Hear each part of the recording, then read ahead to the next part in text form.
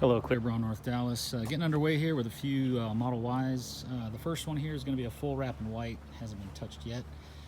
This is a blue. It just came in this morning for a full wrap in gloss blue. Here is a completed one in matte. So that's a matte, the stealth finish. All these are Expel Ultimate Plus.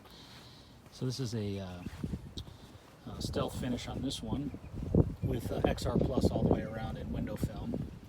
And then over here, this is a stealth finished up. We're gonna put the logos back on it here, but that's a blue with the stealth wrap, fully completed Clearbrow. And we got our moldings still need to go. We're getting this picture while we still have them. And this one here is coming in for gloss, all red. So we got red, blue, and white. So there you go. Got a few Tesla Ys getting underway here, and we'll get those all shown on our videos here in just a few. Probably be done midweek.